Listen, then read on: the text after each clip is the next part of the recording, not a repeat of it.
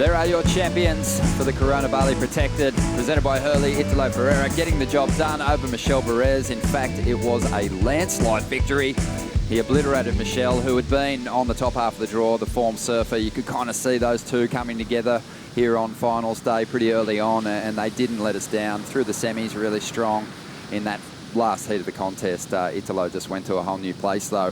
Let's look back on some of the highlights, though. Karamas, such a good canvas for these surfers to really showcase some of their bigger moves.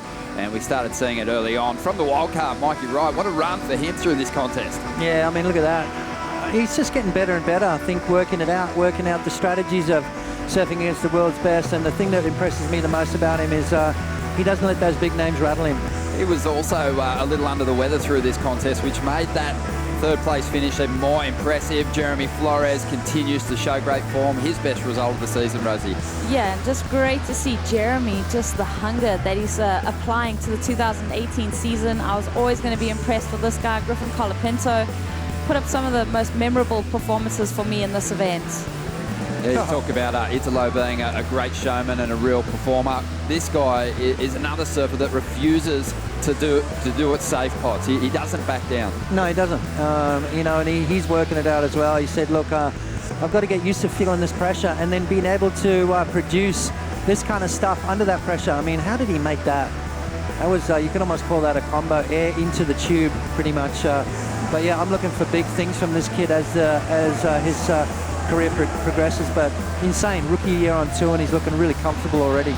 Does the big airs, but does them with so much style and tweaks that tail out.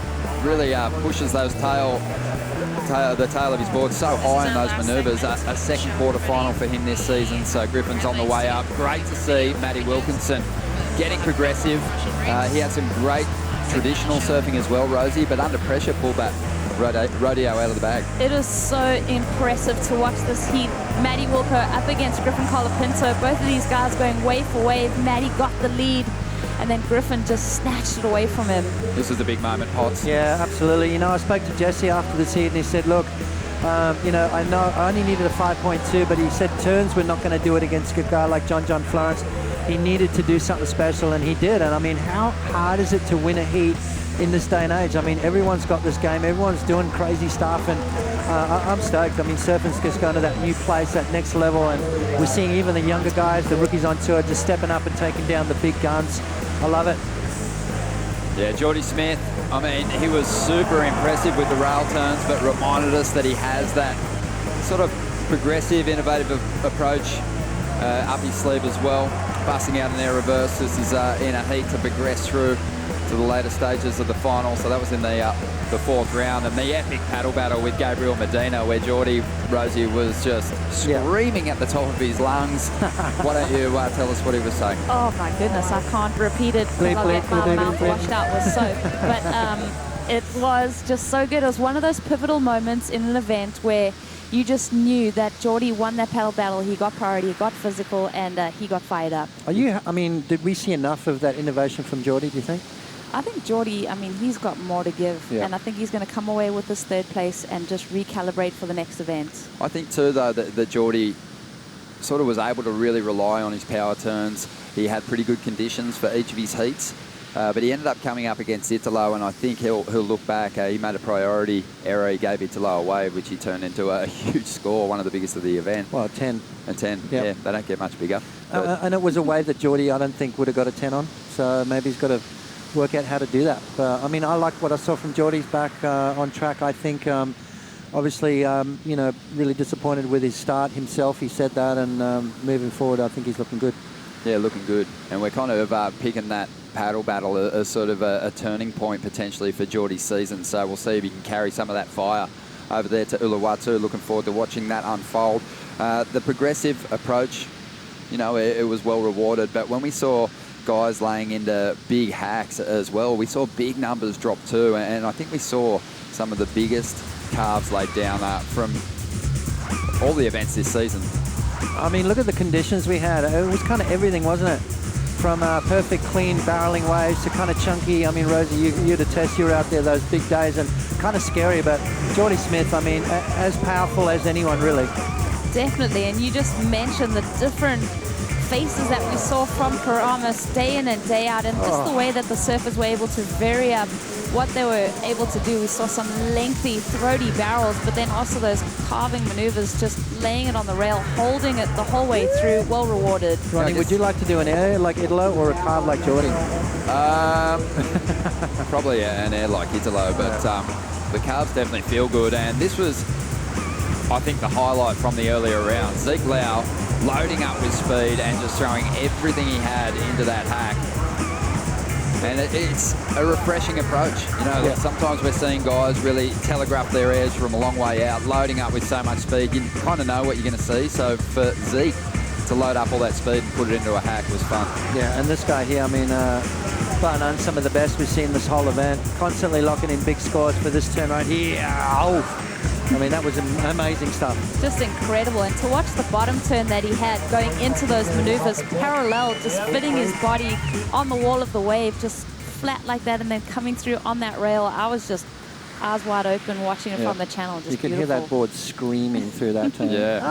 Well, it screamed a little more later on in the event when it busted, and I think that's really kind of what slowed Michel down as he moved through the rounds, because in the earlier rounds, those carbs, those wraps, just so clean and precise. The board just loses its flex, doesn't it, Potts? I mean, why didn't he go to a backup? Why didn't he? I mean, was that good of a board that he wanted to stick to it? I mean, these guys travel with, what, 15, 16 boards, so maybe that's a sign of Michel needs to maybe get his quiver a little deeper, you know? Yeah, well, he still performed pretty well on the board, but I'm just saying he lost a bit of edge. But I'm sure he'll get warmed up on a backup board heading over to Uluwatu, and that's an exciting prospect as well. Up next, over to Uluwatu to complete the Margaret River Pro, and we got to go all the way back to 2008, the last time we were on the Bukit here at Bali, and it delivered. It sure did. What a beautiful place. I mean, one of the best sights for sore eyes you'll ever see. Beautiful left-hand barrels. And you know what? It's that whole thing of, are the goofy footers going to have an advantage? I don't think so. It's not like, you know, obviously on the backhand, we've got some of the best backhand tube riders in the world on the World Tour. So it's going to be a healthy mix of both. Round 3 for the men, quarterfinal for the women. It's going to be insane stuff. Well, it was a backhand tube riding effort which got the job done in the final back in 2008. Bruce Irons getting the jump on Fred Patasia. An all-Hawaiian final, and Bruce, his only championship tour win. It was a really awesome moment for him. It's going to be a great moment for someone else in 2018. Yeah, so beautiful over there. Interesting looking at the matchups, isn't it, for that event? We're up to the 3rd round, and it has to be said, Mikey Wright's up against John Florence, and there is kind of whispers getting around that maybe John has hurt his knee in a free surfing incident. We don't have too much to report on it other than that, but yeah, that is the rumour I'm hearing. Yeah, well, that's just something to consider when you... Oh, I guess they've already had their chance to put the fantasy surfer teams together.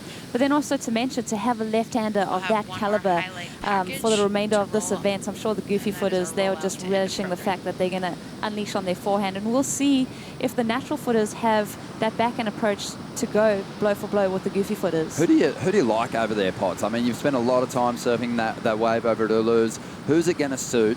And who do you think is going to go on there and get the job done on the men's side? I think if Jeremy Flores is still in the mix, as far as the backhand tube riders go, he's going to be super dangerous. He's not going to get a shot. He missed. Well, there we go. So that would have been my pick. Baby. I think Gabriel Medina is going to be dangerous. Italo Ferreira is going to be dangerous. I think Jordy's going to go well. Yeah, I agree. He surfed pretty well over at the Founders Cup on the left, but this one, it might pack a bit more punch over there at Uluwatu, but shapes up pretty well for Italo, that has to be said. His backhands look sharp here. Overcoming a field of regular footers on your backhand at Karamas is impressive. Yeah. He'll probably feel even better heading over there to Uluwatu, so it's going to be a lot of fun. On the women's side, Rosie, whose chances do you like? We're up to the quarterfinals there.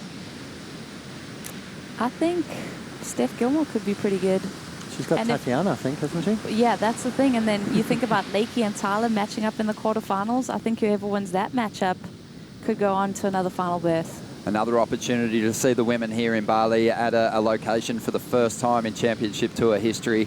It's going to be great to watch, but right now we're going to leave you with amazing highlights. Potts, Rosie, thanks for joining me, and stay tuned to worldsurfleague.com for updates on the Uluwatu Pro, looking to finish off the Margaret River event. We'll see you then. When I stand here, I see the world that's behind the commotion. about time to follow that worried line to the coast and into the ocean, hoping. I know you've been restless, clinging on the stress, but drowning in the bliss I bring. Your trouble and your headdress, leave it at the doorstep. Don't worry about a single thing, just jump right in. Just jump right in. Just jump right in. I need some room for me if you can. Just jump right in. Just jump right in. Just jump right in. I need some room for me if you can.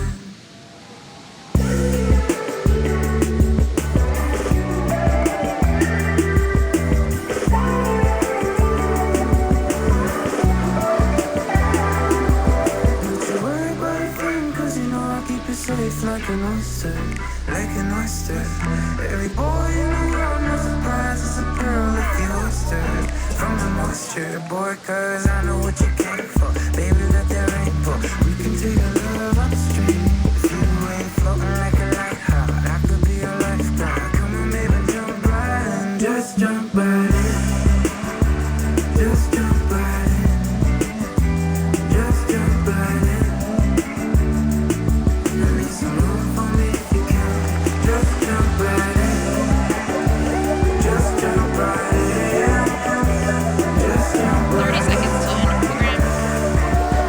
Some room for me if you can.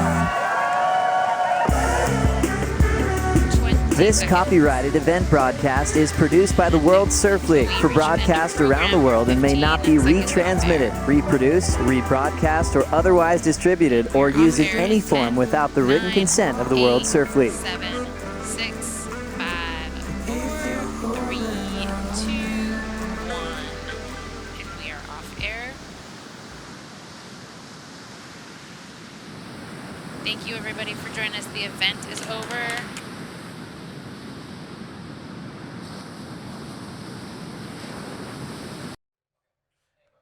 Do you like that?